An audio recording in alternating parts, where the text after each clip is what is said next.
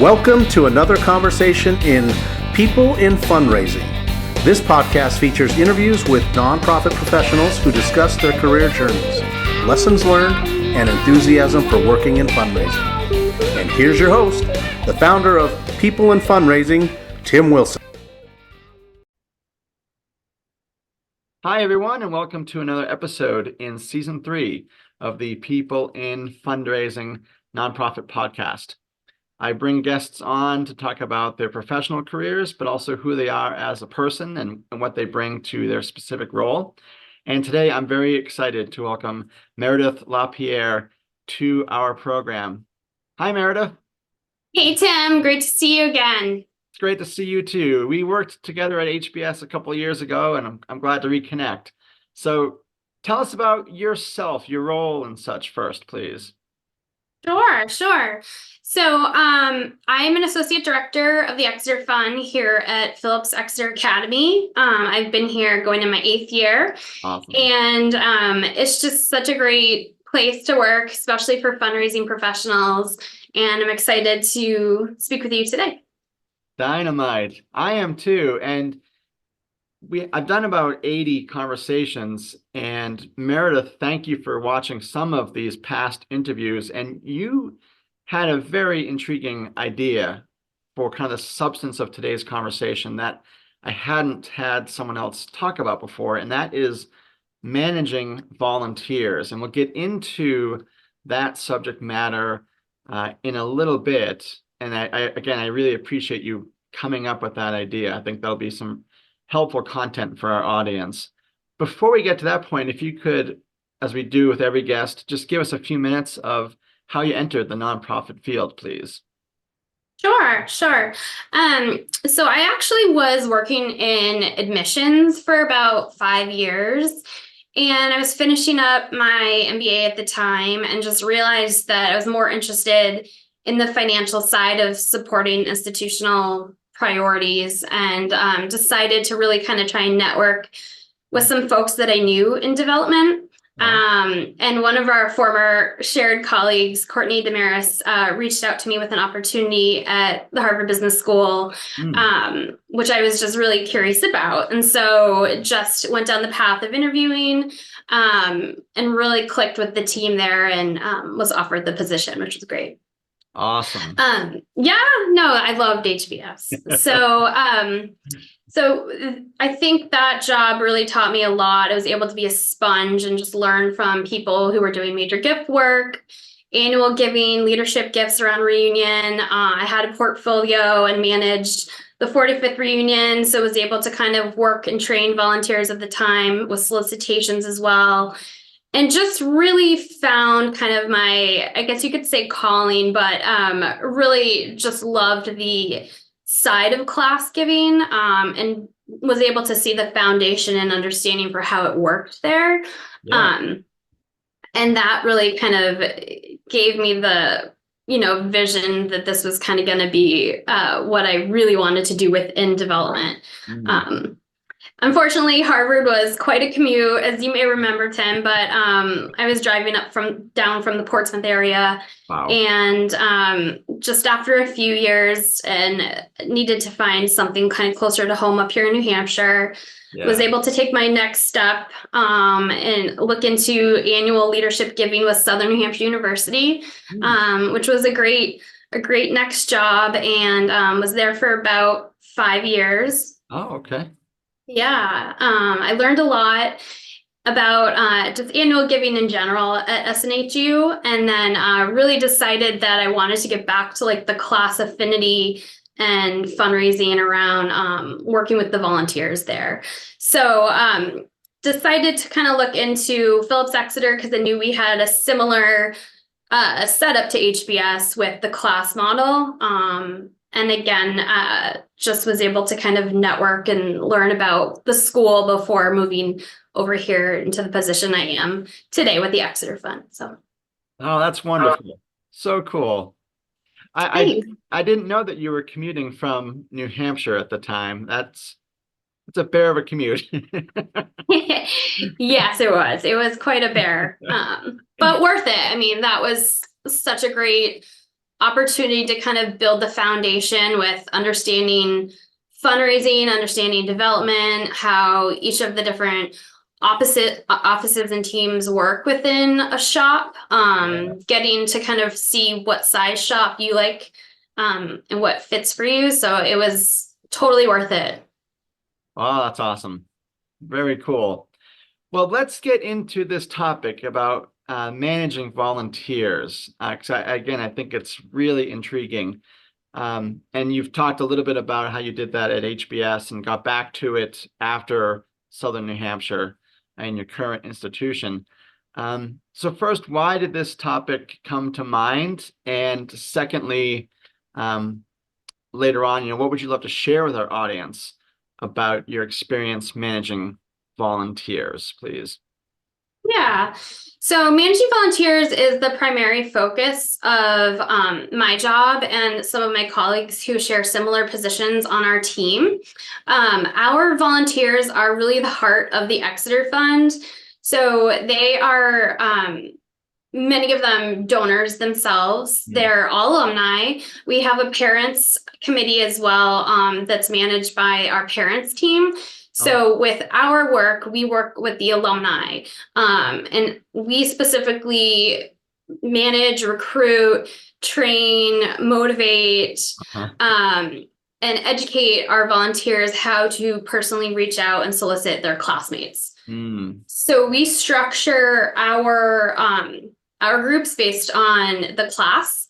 So very similar to HBS, how it was structured on section within the class. This is very affinity based within each class.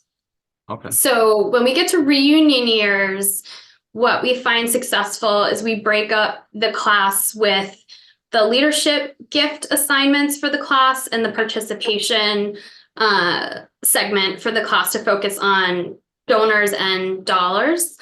So I was interested kind of into segment it even further from there when I came over here to kind of get more into the work and build the relationships with the volunteers around being effective with fundraising in those silos with their class. Okay, dynamite. And let's get into this. I've got a couple of follow-ups, but I don't want to throw you off. So let's get into that third question about your experience with managing volunteers on that class-based model that leads to those reunion cycles. How would you contextualize this for viewers with the volunteers that I imagine most of them are alums themselves, and you're also trying to get them to be donors as they're soliciting their classmates as well, and maybe our other volunteers, family members of current students and such, please? Yes. So I work primarily with the alumni volunteers, specifically manage the classes from 1993 through 2009. When I first started and wore many hats, I also managed the senior class gift. So at that time, it was also students, but it covers a little bit of everyone. So because of the ages of the group that I particularly manage, we also cover alumni parents. So that means that we have alumni who are who have a current student here, or possibly a prospective student on campus. So they have many different parts to the piece of making a gift and thinking about how they want to have direct impact with their philanthropy here. So it kind of covers a little bit of everything. And then, like I said, when it gets into the reunion phase of it, there's additional elements of, thinking about how they want to be involved for that. Okay. What have you found, and maybe it's not one specific ingredient, this is a follow-up, but in terms of retaining volunteers, are there particular messages or strategies? Because the years you're talking about, the early 90s to the 2000s, I imagine those people are going off to, they're in college, they're in graduate school, they're young, starting a family, young professionals. That's quite a time of significant career and personal development. And so I can imagine that some volunteers are like, it's been great to volunteer for that reunion, but I got to take a step back. So just talk with us about how you and your team sort of navigate those conversations and keep people engaged if they pause for a moment to be a volunteer, please. Yes, I love this question. I'm so glad you asked it. I think it is crucial to really meet them where they are in life, in their interest to volunteer. I mean, they are volunteers, so they're not getting paid for their time, but they're giving back because they care so much about the institution. Yeah. I think that we do have to really lean into listening to them in many different ways with where they are in life. So if a volunteer can't make a meeting, then that's totally understandable. I make sure to send very thorough follow-up notes and schedule a one-to-one call at their convenience, just to make sure that they have all the information that they need to do their job with their class effectively. So I think it's about, meeting people where they are. I think it's about listening and getting to know them as individuals so that you do know what their life is like, so that you do know that maybe they just had a baby, or maybe they have a job change, or maybe they're moving overseas. So I think just getting to know your volunteers as people is really critical to having a successful committee, a committee that wants to show up for calls, and a committee that is motivated. So I think, again, it is around understanding the culture of the class, understanding the team that you built as a committee for that class, and like I said, the foundation of them as individuals. Awesome. Another follow-up, kind of on the flip side, what about, any recognition for people that they navigate all those life challenges and they still volunteer, like they are consistent volunteers? Anything along those lines? Yes. So our most steadfast volunteers are truly what make the Exeter Fund so successful. We've had volunteers who have done this well into their hundreds, close to 100 years old. We've had a couple people who've done that. The Exeter Fund just turned 100 2 years ago, so we have had two people who've been with us for quite a long time. And I think, just sharing stories of how dedicated Exonians are to this role, and especially I think, going through different generations with volunteers and meeting them where they are in life, and what they can give us with their time, like we just discussed, at different phases. So yeah, a lot of the classes that I work with are quite in the throes of life right now. There are other groups that, we cater to kind of how they want to work best with us. And we engage with them in ways that we feel is best for them as people with their time and best for us as an institution. So that's great. Very good. Speaking of engagement, you've brought up such a great topic, and I only gave you 2 questions ahead of time, but I've got lots of follow-up because it's new in this podcast, but it's just sparking some great conversation. You just mentioned engagement, Meredith, and engaging the volunteers where they're at. What sort of generational, and this is a broad-based question, but I'm sure there are generational differences in how the volunteers you work with engage with Exeter. So like, someone who graduates in 2008, 2009 will have just a different mindset generally than someone who graduated in the early 90s. I think you said 93 was the start. So talk with us about that, please, because we hear about millennials and they really want to know what the impact of their time, treasure, talent is. So anything along those lines? Yeah, no, great question again, Tim. I think it's about, if certain classes, and I'm talking about like the entire class, not necessarily just the volunteers, but If the class, we've noticed, prefers to, for some of the younger ones, receive text messages about some of the events we have coming up in their area, or even have a follow-up solicitation over text message, that might work really well for certain classes, but it may not work for other classes. It may kind of feel intrusive or almost as a turnoff that they're receiving a message like that on their phone. So I think you really, again, need to almost lean on the volunteers of that class and ask them, how would your class like to engage? How would your class like to be solicited? Because they know their class best. And so I think, again, really being able to form that trusting relationship with the committees and being able to ask them very transparent questions about their generation, about their particular class, is critical. So I think, again, that goes back to having the right people on the bus for representing those classes. Awesome. And one final follow-up, just from my world, prospect development, prospect management, and research. You mentioned earlier, Meredith, about the dollars, the number of donors. So how does it work at Exeter? If you are engaging with a volunteer, does that significant activity count towards your particular metrics of, face-to-face visits or contacts, however it's cataloged at Exeter, please? Yes. So our touch points do get recorded for contact purposes.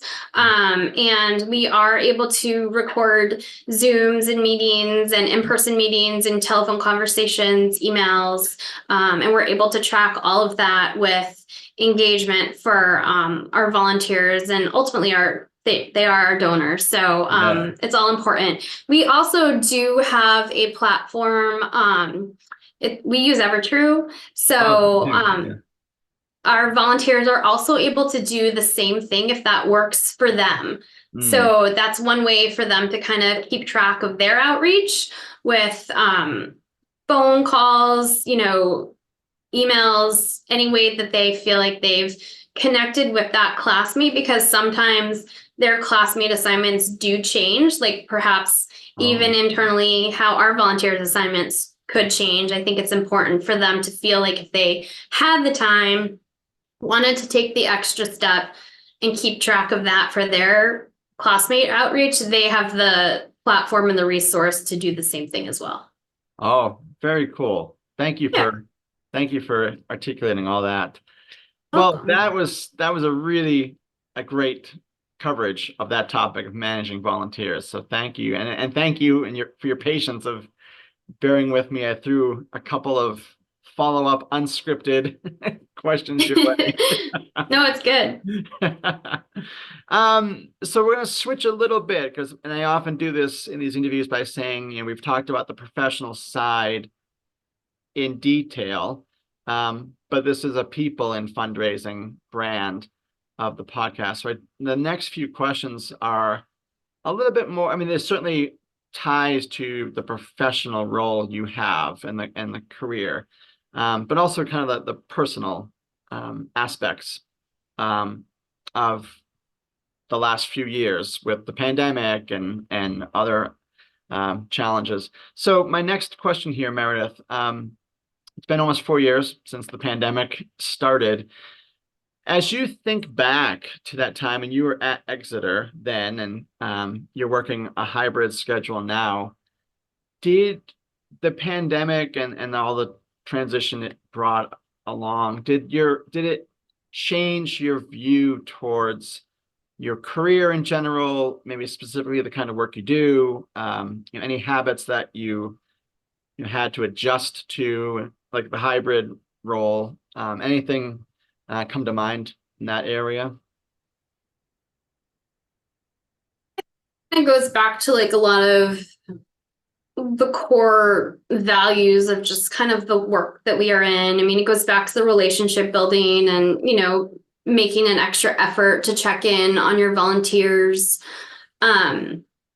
bring them as close as you can to the school when people really were kind of craving that personal and social relationship connection, whether it be from people prior to the pandemic, during the pandemic. I think it's important that we, especially as fundraising professionals, continue that strong bond to kind of strengthen those relationships through all of that time. And I think we did a really good job about that. Even though we were remote at times, I think having features like Zoom were able to kind of enhance that connectivity and provided the strength of remaining, with our alumni throughout that challenging time period. And it also provided the chance for classes to see each other. So maybe, we got creative with, again, how to connect our volunteers with maybe some of their peer classes that they wouldn't have normally seen. So just providing opportunities and unique things that instead of having a committee call of just the class of 2005, we would bring in the class of 2005 and 2006. So not only, would it get more people on the phone or on Zoom, it gave them the chance to see some folks that they wouldn't have otherwise seen. So yeah. Oh, that's really cool. Yeah. Have you kept that approach, or is that more just a? Yes, I have kept that approach. Okay. I bring it out in certain periods of the year when I feel like they could kind of use a little bit of a boost.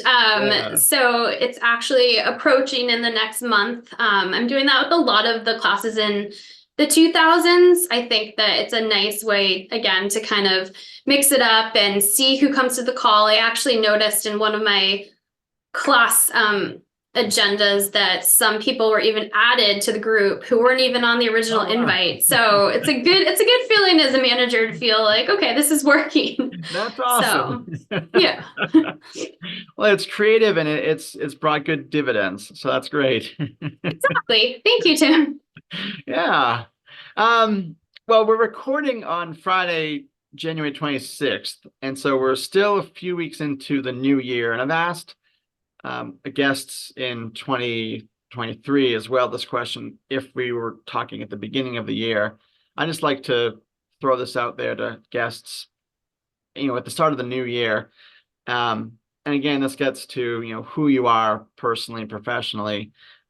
So what do you wish for yourself this year, and how, Meredith, do you envision working to achieve that and working towards that, please? Yeah. So back in October, I was granted the opportunity to participate in the Case Leadership Academy, Wow. which is really exciting. And it's about kind of bringing along mid-level managers and leaders to kind of grow to the next step. And once a month, we take some time and meet with the faculty of Case, which is global, Wow. just to kind of hear about what folks are doing that's worked and maybe what hasn't worked as leaders. And so I've really kind of leaned into that experience, and it's a big part of my goal professionally and personally this year is to kind of really understand more about a lot of what they've talked about through this program. So yeah, I'm really excited about it. A lot of it actually does apply to the current stuff we do at Exeter, which is really based around listening. And we have a wonderful Harkness pedagogy here that is centered around just hearing all voices at the table, which is the Harkness table.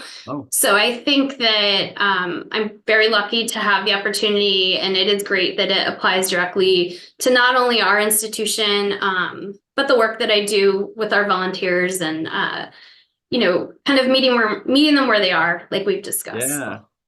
Oh, that's dynamite. So cool. Thanks. Thanks, Tim. So it started in October. Is it a year-long program, or?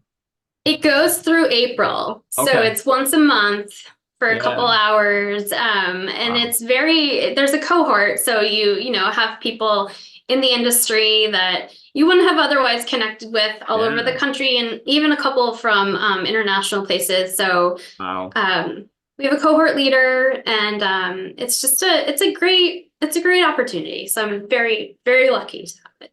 Now that's really cool. Congratulations. Thank you. Yeah. Whoops. That was my mouse. So you've spent quite a bit of time today, Meredith, talking very generously about engaging with people, the volunteers, the donors at Exeter, just now talking about your case in the cohort. You have a cohort leader, you're connecting with people across the country and some internationally. My final question for today, it involves people. It gets back to these relationships.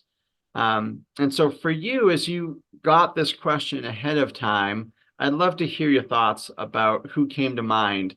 Who are the people that demonstrate characteristics professionally, personally, that you admire, and how have you incorporated those examples into your own work philosophy, please? Amazing question, and so glad that you sent this my way. And I have had some time to think about it and prepare it. So I will share that Karen Osborne, who is one of the faculty members of Phillips Academy, was also one of our mentors at the advancement summit that I did up at Dartmouth when I first entered the field. Oh, wow. Back in 2008. So Yeah. she had said something at the time that is kind of just like a North Star attribute for me. And she said that we are so lucky to be doing this work because we make magic happen.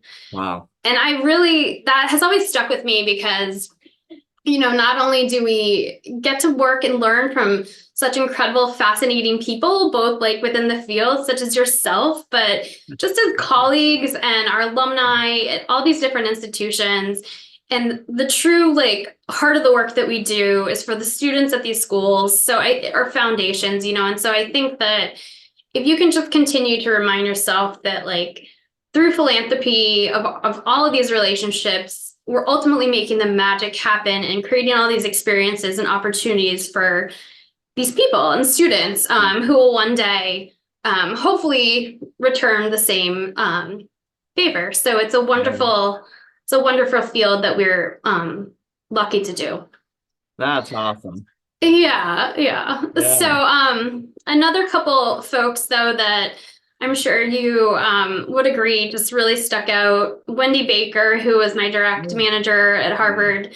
She just was such an incredible leader, always just so graceful in her work and such strong work ethic. And I think just really knew the field inside and out. And I just admired everything she did. I couldn't have been more of a sponge. So I have to thank Wendy for just teaching me the way and believing in me and just giving me all the confidence to kind of go forth. And Prescott Stewart, I think, was another one who just, I really enjoyed working for the team with him at the lead. I really admired how he went around every single morning and made an effort and just said good morning to everybody of a team of 50 to 60 people, just took the time just to go around checking on people, getting to know them as individuals. I thought that was huge. And that left a big impression on me just for him to kind of take the time to do that. Yeah, absolutely. Yeah. I will say my current supervisor, Lynn Taylor here, who's our director of the Exeter Fund, she just has such an amazing skill to just listen with whatever we need, whether it's a problem we're dealing with or just, an idea. She always just gives us the confidence to kind of go for it. So I just really appreciate her and, showing us so much great leadership around adaptability and resiliency. So I think that's just been great. And I actually have to give kudos to my husband. Awesome. My husband, Sean, he's just been a great manager in his own ways with his team. He's brought a lot of unique motivating elements to his team. So I kind of like to get ideas around just some of the fun that he tries to bring to his work. And I'm like, I could do that with my classes. So that's so cool. Yeah. Thank you for sharing those examples, the professional and the personal with your husband. I think there's so much that, obviously we can learn from other people in the various aspects of our lives.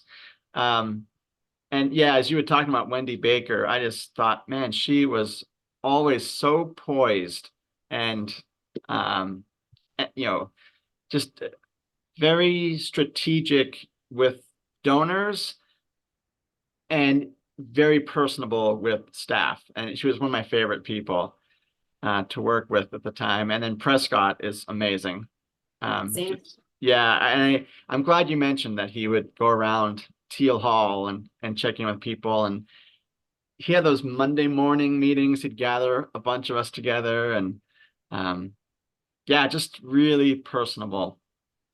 It was the best. Yeah, I'll Yeah. never forget it. And things like that, I think, just stick with you. And just they make you want to be there. They make you feel like you belong on that team, no matter what your position was. And I think it just made it such a strong group of colleagues who obviously we still keep in touch with today, which is amazing. So Yeah, absolutely. And on that note, Meredith, things that stick with you.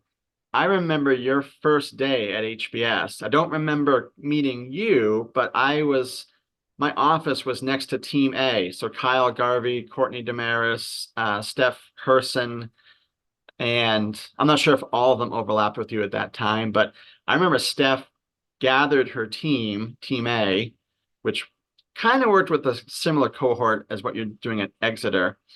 And she said, I just met Meredith. And she called you by your maiden name. I just met Meredith. She looks like a rock star. And that has always stuck with me. And, your career has totally proven that to be true. 15 years in the industry and various employers, and now with the case cohort. So, a great beginning. And she saw something in you from day one. And I'm just delighted to be connected with you and to have you on today's program. So thank you so much. oh, thanks, Tim. I really appreciate that fond memory. It means a lot. Yeah, absolutely. It's funny what sticks over time. And I've got a history focused brain, and I don't know, for, lots of Team A memories and lots of great memories from HBS and a lot of good connections, as you mentioned as well. So this has been such a delight to reconnect with you, Meredith. Thank you for the preparation you brought to this, in particular with the volunteer segment. And I wish you all the best this year. Thanks, Tim. Thanks so much for having me on. My pleasure. And for our audience, you will be able to view or hear, depending on your preference, Meredith's interview. It'll air in April of 2024. It'll go live on LinkedIn and YouTube for the audio and visual. And then if you want to just listen to the podcast, the audio, that'll be on Podbean and Spotify. So Meredith, great to connect with you, and I wish you a great weekend. Thanks, Tim. You as well. Thank you. Bye-bye. Bye.